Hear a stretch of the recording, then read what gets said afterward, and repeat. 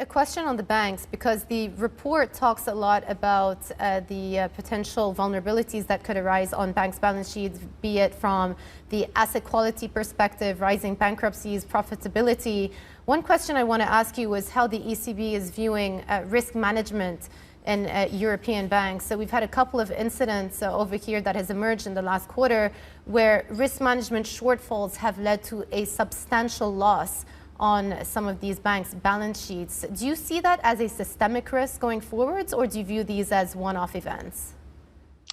Well, I think that is a very concrete and idiosyncratic case, the one that you are referring to.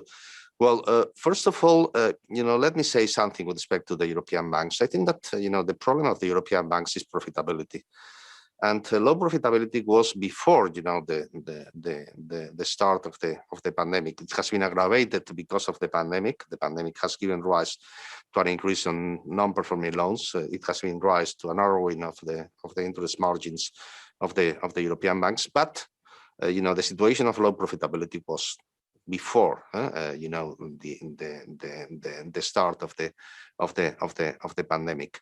So I think that the effort has to be continuous in the future, because low profitability could be could become a big problem in the medium term. Could start to erode the capital base of the European banks, despite the fact that capital ratios are much higher than the previous crisis.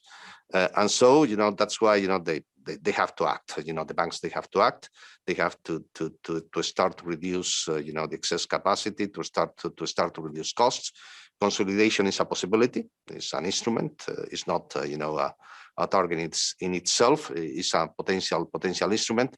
But I think that one of the main warnings that we make in the Financial Stability Report is that banks have to address the problem of low profitability at the European level, and to make a wholehearted effort in order to start to address this situation.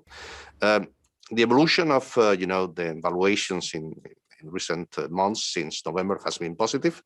I think that institutional investors, they have started to assess that the situation is going to improve, but there are some underlying structural situations that banks have to address, and the management of the banks, they have to start to fix. And this is one of the messages, and this goes beyond the pandemic. The pandemic hopefully will be over. Will fade away, but before the pandemic, we had a profitability problem that continues requiring the big attention of the management of the banks, and for sure that supervisors will continue making an effort in terms of efforts. One thing that might help the bank's profitability problems is higher fixed income yields, and that's something that we're all watching very closely. The 10-year bund now is back to levels not seen in the last couple of years. At what point would the ECB deem these yields to be at no longer favorable levels? Well, it will depend, on the evolution of the economy. I think that if the increase in yields is unwarranted, then we will act. If the increase in yields is the consequence of the normalization of the economy, then it's something that is going to be part of, let's say, broader framework. If there is a recovery going on, if inflation starts to go up and to normalize, and economic activity, then nominal yields will have to go up.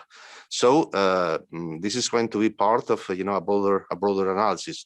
So favorable financing conditions will be data dependent. It will depend on the evolution of the economy and the normalization of the economy. So the question that we addressed, for instance, in the past, is when this increase in nominal yields was unwarranted and was only a reflection of what's happening in the US, without having any sort of concrete basis or fundamentals in the European market. But if there is a recovery, if the outlook improves, if the inflation outlook improves, then we will see normalization in terms of nominal yields. Right. But this rise in nominal yields has also occurred while the ECB have stepped up their bond buying program and have increased the amount of PEP purchases on a weekly and monthly basis. Is it right to assume then that this was misplaced ammunition? No, not at all. I think that our action was totally coherent with the evolution of the economy. And for sure that in the future we will analyze how favorable financing conditions are. And again, this will depend on the broader economy, on the evolution of the economy. If the European economies start to reopen, if the European economies start to recover, and we hope that they are going to recover. I remember that our growth rate, according to our latest projections, is a growth rate of 4% in 2021. That I think that is a positive figure. Despite the fact that the first quarter was negative. So in the second quarter, we are in an inflection point. I think that we are going to see positive growth in the second quarter. Our projection is that with the acceleration of vaccination, the second half of the year will be positive. We have seen an increase in inflation that was embedded in our projections. I have to remember that we projected that because of base effects, because of temporary factors and technical factors, we should see, and we have seen, an increase in inflation. And our projection is that inflation would be even above 2% at the end of the year. So this is good news. This is good news. And, it's part of the normalization of the economic activity after the pandemic, despite the fact that, we are not at the level of output that we had, at the end of 2019.